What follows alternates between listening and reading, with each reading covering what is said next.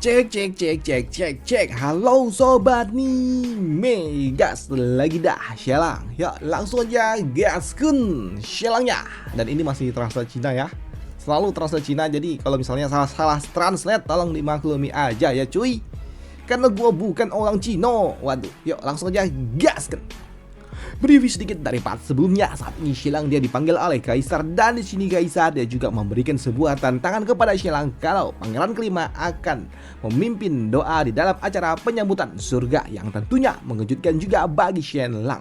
Walaupun di sini Shelang dia juga tahu kalau ini cukup luar biasa untuk pangeran kelima meningkatkan reputasinya, tapi salahnya pangeran kelima ini gagap yang tentunya itu akan sangat-sangat berbahaya karena ini bisa menjadi pedang bermata dua yang bisa menjatuhkan reputasi yang dimiliki oleh pangeran kelima. Dan untuk Shelang, untuk dapat membantu pangeran kelima jadi tampil dominan, dia memberikan ramuan ajaib miliknya. Dan di sini ternyata bukan cuma satu doang, tapi Shelang dia juga menyiapkan ramuan ajaib yang kedua, ramuan ajaib yang telah ditingkatkan untuk dapat meningkatkan kepercayaan diri dan juga mentalitas yang dimiliki oleh pangeran kelima. Dan di sini untuk pangeran kelima tanpa pikir panjang dia langsung mengkokopnya ramuan ajaib yang diberikan oleh Shelang. Dan seketika di sini pangeran kelima dia merasakan energi yang luar biasa masuk di dalam tubuhnya. Bahkan saat ini pangeran kelima dia juga langsung mencobanya. Dia mencoba melafazkan semua pidato kenegaraan yang ia berikan untuk besok, dan itu ternyata sungguh luar biasa hingga membuat Patua Kasimli yang melihatnya dia pun kagum dengan ini semua. Dan dia yakin jika saja pangeran kelima benar-benar dapat melakukan dengan seperti ini besok, tentunya itu akan mengejutkan bagi semua orang, pikir dari Patua Kasimli. Tapi untuk Shelang, ketika dia melihat pangeran kelima yang sangat dominan seperti ini, membuatnya jadi takut nggak tuh. Dia meminta kepada pangeran kelima untuk tahan sejenak karena dia takut nanti ada yang mendengar ucap dari Shelang.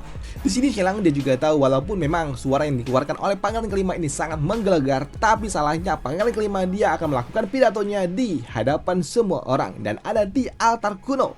Dan tempat itu sungguh sangat luas dan terdiri dari 20.000 orang yang tentunya nggak mungkin semua orang dapat mendengar apa yang diucapkan oleh pangeran kelima karena jangkauannya terlalu luas, yang membuat Shelang dia berpikir bagaimana caranya untuk dapat menjangkau semua orang dari suara yang dikeluarkan oleh pangeran kelima. Apalagi di zaman ini belum ada mikrofon. Tidak, maksudnya megafon. Megafon itu loh. Toa, halo, ya itulah toa. Karena memang belum ada toa dan juga listrik, membuat Shelang dia pun berpikir kalau sepertinya sulit untuk dapat menciptakannya dengan waktu yang terbatas seperti ini. Jadi di sini Shelang dia pun berencana untuk dapat menggunakan bantuan dari seorang ahli seni bela diri. Ucap dari Shelang yang membuat Shelang dia meminta kepada Patua Kasimli untuk berbicara kepada Patua Kasim Agung Limu karena dia adalah orang yang sangat-sangat luar biasa. Dia adalah orang yang sangat kuat dan juga memiliki suara yang sangat menggelegar, dan suaranya juga telah dikenal sangat-sangat dominan, yang membuat Shelang dia meminta kepada Patua Kasimli untuk dapat berbicara ini kepada Patua Kasim Limu. Namun mendengar apa yang diucapkan oleh Shelang yang meminta seperti itu, tentunya membuat Patua Kasimli dia agak sedikit ragu-ragu bagaimana mungkin hal ini dapat terjadi karena itu akan membuat pangeran kelima bermain curang, yang membuat Patua Kasimli dia nggak bisa mengambil sebuah kesimpulan. Jadi dia meminta kepada Shelang untuk nanti aja dia coba tanyakan dulu kepada Kaisar karena dia nggak bisa mengambil sebuah keputusan. Ucap dari Patua Kasimli yang tidak habis pikir kalau ternyata Shelang ini licik, pikir dari Patua Kasimli. Dan benar saja, tak butuh waktu lama, Patua Kasimli setelah dia kembali dari kediaman pangeran kelima, di sini dia langsung melaporkannya kepada Kaisar. Di sini Patua Kasimli dia menjelaskan semua apa yang telah terjadi di kediaman dari pangeran kelima, yang membuat Kaisar dia tidak ambil pusing. Oh, jadi seperti itu ya sudah, terserahlah, ucap dari Kaisar yang gak ambil pusing. Namun melihat Kaisar yang saat ini sedang santuy sambil nyemil, membuat Patua Kasimli dia gak habis pikir kalau ternyata saat ini Kaisar sifatnya jadi aneh seperti ini. Padahal sebelum dia bertemu dengan Shelang, Kaisar adalah orang yang sangat-sangat tegang dan juga tegas. Tapi kali ini dia terlihat sangat-sangat santuy, pikir dari Patua Kasimli. Jadi ya gimana nih pikir dari orang tua ini. Dan karena memang Kaisar telah setuju untuk dapat memanggil Patua Kasimli, di sini Kasimli dia memanggil orang tua ini yang merupakan Grandmaster. Dan untuk Dan untuk Kaisar, dia pun bertanya kepada Qasim Limu apakah dia bersedia melakukannya. Karena untuk Kaisar dia juga tahu kalau Qasim Limu dia memiliki kemampuan untuk dapat menggunakan teknik suara iblis surgawi yang dapat membuat suaranya menggelegar. Dan dia juga dapat menirukan suara yang dimiliki oleh orang-orang lainnya, yang membuat Kaisar dia pun bertanya apakah Pak Tua Qasim Limu mau melakukannya. Dan untuk Pak Tua Qasim Limu tentunya dia mau melakukan apapun yang diperintahkan oleh Kaisar. Namun setelah masalah Megaphone selesai, di sini ternyata Kaisar dia tetap aja terus lagi dan lagi. Hari-hari selanjutnya dia mendapatkan kunjungan dari para penasehat yang kembali meminta kepada Kaisar untuk merenungkan pilihannya ketika Kaisar mengutus pangeran kelima yang akan membacakan dekret di acara perjamuan surga.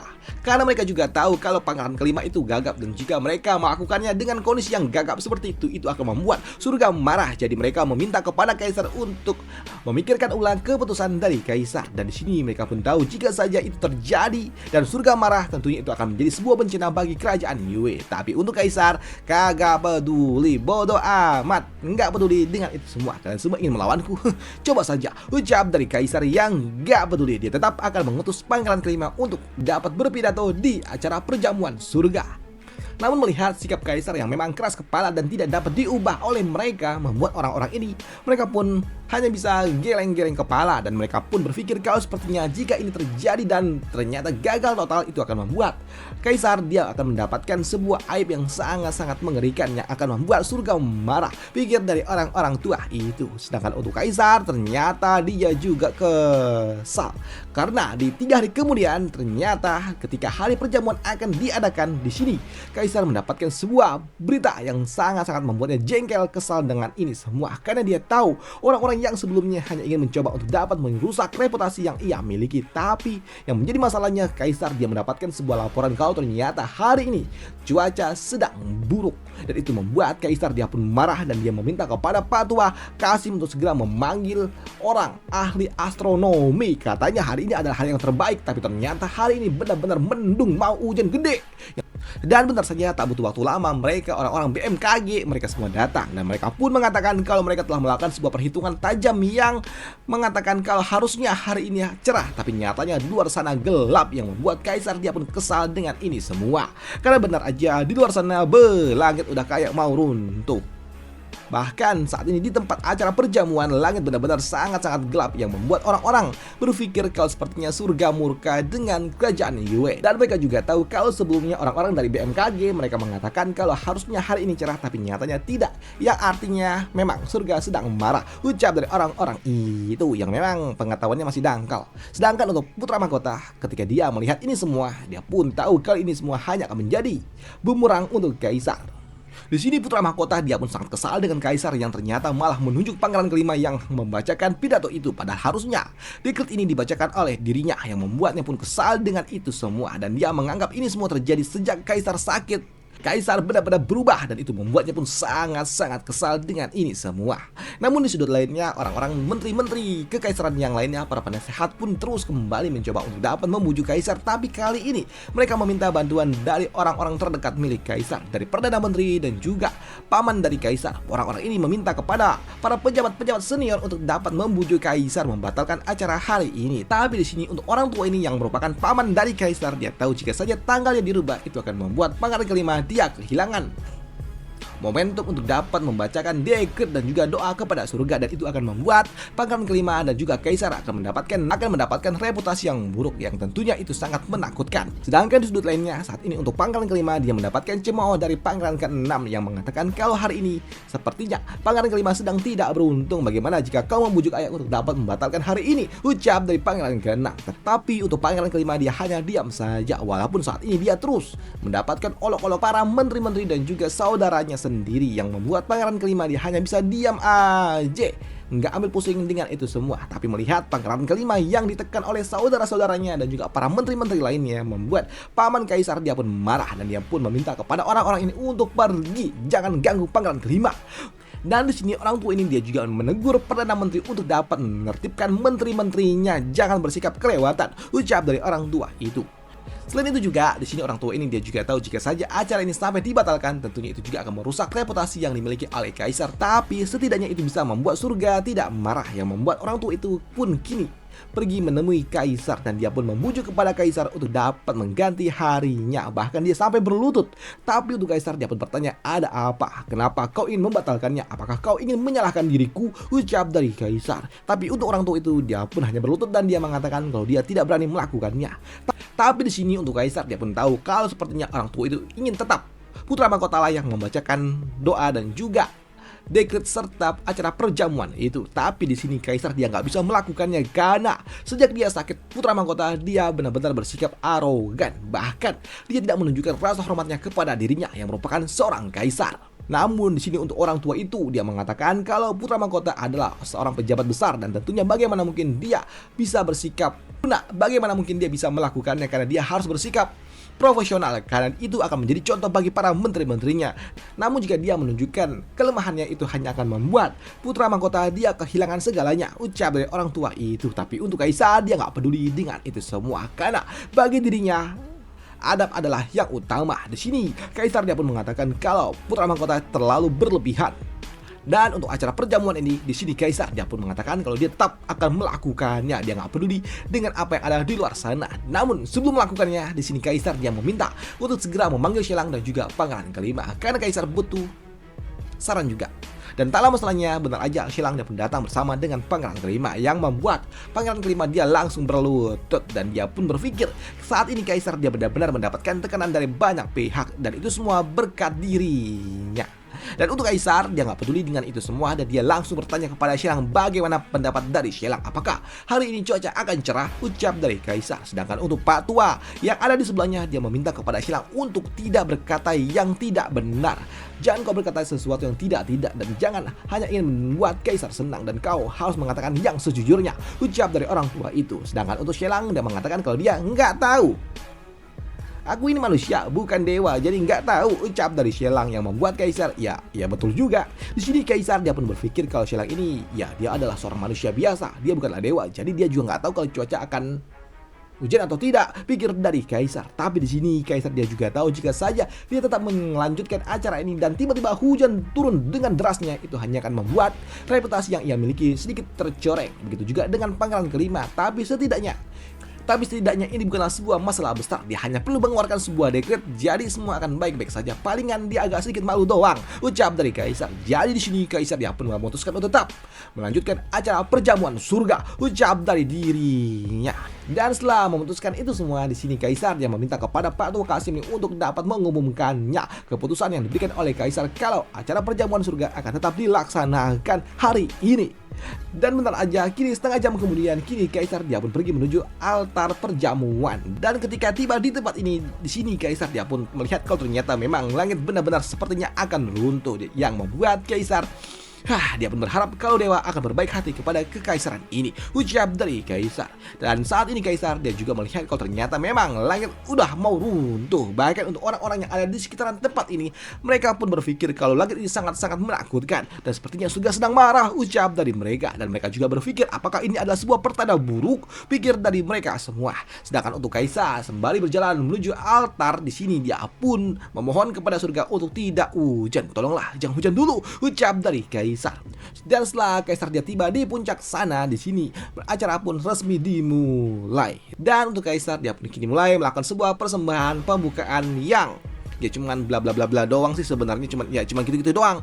Dan setelahnya kini acara pun benar-benar dimulai yang membuat di sini kaisar sembari dia berdoa kepada surga, sembari membuka acara ini dia pun juga berdoa. Dia pun juga dapat merasakan kalau aroma hujan sepertinya akan segera turun. Tapi untuk orang-orang lainnya, mereka pun berpikir kalau ini adalah sebuah hukuman yang akan diberikan surga kepada Kaisar Yue. Dan kaisar, kau adalah orang yang sangat keras kepala dan kau benar-benar akan mendapatkan hukuman, ucap dari orang-orang tua ini. Sedangkan untuk para pasukan mereka pun berpikir kalau sepertinya ini adalah hukuman dari surga. Dan mereka pun juga mulai khawatir dan mereka pun berpikir apakah ini adalah sebuah pertanda dari surga kalau mereka akan kalah di dalam pertempuran ini, pikir dari mereka. Karena memang setelah acara perjamuan ini mereka semua akan pergi menuju area perbatasan pertempuran melawan kerajaan Nan.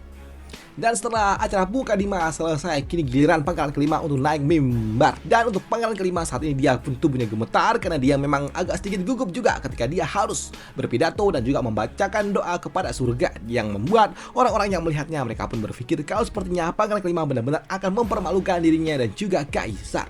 Karena memang saat ini untuk pangkalan kelima tubuhnya gemetar ketika dia harus naik ke atas mimbar. Tapi dia juga tahu kalau dia nggak bisa mempermalukan kaisar dan juga Shelang. Dan di sini berkat bantuan yang diberikan oleh Shelang, karena ternyata Shelang telah menyiapkan obat ajaib di balik baju dari pangeran kelima. Di sini pangeran kelima dia mendapatkan injeksi tambahan yang membuatnya pun kembali mendapatkan energi yang luar biasa ketika obat yang diberikan oleh Shelang mulai kembali bekerja. Bahkan ketika dia ada di atas mimbar, tiba-tiba aja jeder, ada petir gede yang sempat membuat orang-orang sampai ada yang sampai jatuh mendengar dentuman petir yang sangat-sangat kuat. Tapi mereka juga cukup terkejut ketika mereka melihat kalau ternyata pangeran kelima dia tidak terpengaruh dengan petir besar seperti itu. Bahkan saat ini pangeran kelima dia terlihat sangat mendominasi, dan benar aja tak lama setelahnya pangeran kelima mulai membacakan doa dan juga dekret kepada surga, yang membuat orang-orang yang mendengarnya mereka pun cukup terkejut dengan apa yang diucapkan oleh pangeran kelima. Kalau ternyata pangeran kelima dia saat ini berpidato dengan lantunan energi yang sangat luar biasa menggelegar. Suaranya benar-benar sangat mendominasi yang membuat orang-orang yang melihatnya mereka pun berpikir kalau sepertinya ini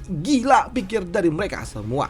Tapi ternyata di sini pangeran kelima suaranya dapat menggelegar menjangkau semuanya, bukan berkat suaranya doang, tapi ternyata dia dibantu oleh Pak Tua Kasim Limu. Di sini Pak Tua Kasim Limu dia menggunakan teknik iblis surgawinya untuk dapat mensinkronisasi suaranya, memperkuat suara yang dimiliki oleh pangeran kelima hingga membuat suara yang dimiliki oleh pangeran kelima benar-benar menggelegar, memberikan sebuah semangat kepada mereka semua yang mendengarnya. Bahkan saat ini para pasukan mereka pun kembali bersemangat untuk segera bertempur di garis depan. Namun yang menjadi puncaknya ternyata ketika pangeran kelima dia selesai membacakan doa dan juga dekret. Di sini mereka semua yang melihatnya cukup terkejut karena ternyata tiba-tiba aja langit terbelah. Langit yang sebelumnya gelap tiba-tiba aja terbelah dan muncul cahaya yang sangat-sangat menyilaukan muncul tepat menyinari pangeran kelima ya. Tepat menyinari pangeran kelima yang ada di bawah sana, yang membuat kini pangeran kelima dia terlihat sangat-sangat bercahaya.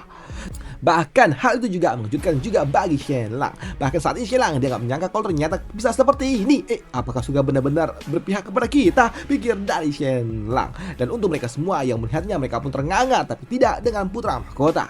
Dia sangat kesal dengan ini semua karena pangeran kelima semakin dicintai. Untuk pangeran kelima, setelah dia berpidato, tiba-tiba aja langit pun menjadi cerah yang membuat orang-orang pun mulai mendukung pangeran kelima, dan mereka berpikir kalau sepertinya surga benar-benar memberkahi pangeran kelima, yang membuat mereka semua mulai bersorak-sorak untuk pangeran kelima. Sedangkan untuk kaisar yang melihatnya dia pun tersenyum dengan ini semua, dan dia pun mengatakan kalau sepertinya surga telah menampar wajah kalian semua, ucap dari kaisar.